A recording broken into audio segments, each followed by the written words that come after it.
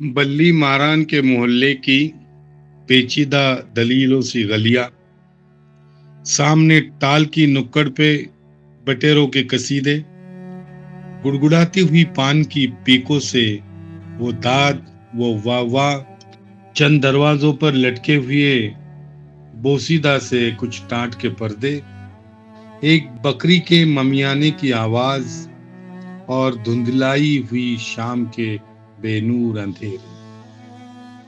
ऐसे दीवारों से मुंह जोड़ के चलते हैं यहाँ, चूड़ी वाला के कटरे की बड़ी बी जैसे, अपनी बुझती हुई आंखों से दरवाजे टटोले। इसी बेनूर अंधेरी सी गली कासिम से एक तरतीब चरागों की शुरू होती है। एक कुरान सुखन का सफा खुलता है, असदुल्ला खां गालिब का पता मिलता है। नमस्कार. हिंदुस्थानातील अनेक भाषांचे एकत्रीकरण होऊन एक संमिश्र भाषा तयार झाली होती. तिचे नाव उर्दू.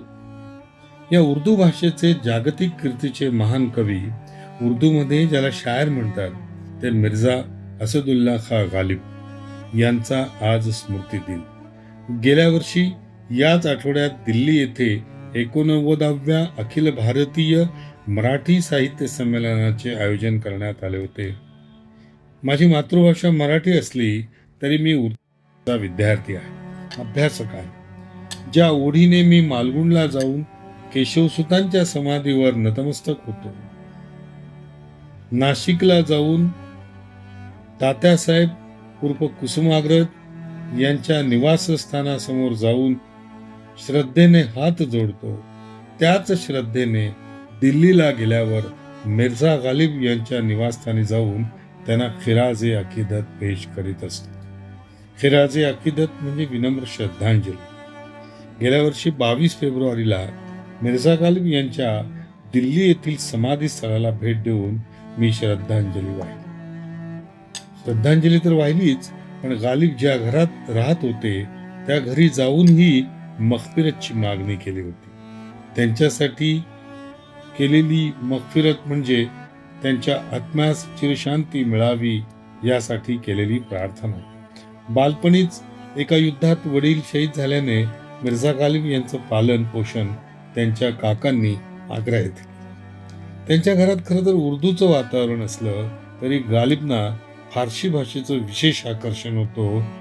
उर्दू भाषेविषयी फारसं प्रेम त्यांना नव्हतं, आवड मात्र होती. अगदी लहान वयातच ते कविता करू लागले होते. 11व्या वर्षीच त्यांनी फारसी भाषेत शेर म्हटला होता आणि जाणकारांची दाद देखील मिळवली. आग्र्याला आल्यानंतर मिर्झा गालिब यांना तत्कालीन मुघल शहनशाह बहादूर शाह जफर यांच्या दरबारात दरबारी कवी, राजकवी आपण ज्याला म्हणतो, अशी मान्यता मिळाली होती. इब्राहिम झौक हे त्यांच्या समकालीन शायर.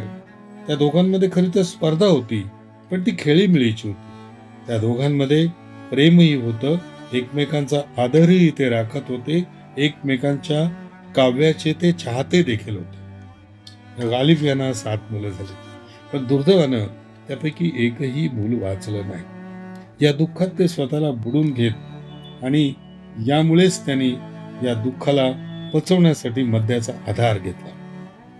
इतकंच नव्हे तर पुढे त्यांना जुगाराचंही व्यसन झालं. या सगळ्या व्यसनांचा आणि वाईट सवयींचा परिणाम म्हणून त्यांची आर्थिक परिस्थिती सतत हालाकीची राहिली, किंबहुना दारिद्र्यातच त्यांना दिवस काढावे लागले. कमालीची पतिव्रता पत्नी, एकतर्फी प्रेम करणारी एकनिष्ठ नर्तिका प्रेयसी आणि 18 विश्व दारिद्र्य, अशा एकूणच अलौकिक परिस्थितीमध्ये वयाच्या 71व्या वर्षी मिर्झा गालिब यांचं दिल्ली येथे निधन झालं. या एकूणच परिस्थितीला वैतागून एक शेर त्यांनी मृत्यूपूर्वीच लिहून ठेवला होता. हुए मर के हम जो रुसवा, हुए क्यों न गर के दरिया, न कहीं जनाजा उठता न कहीं मजार होता.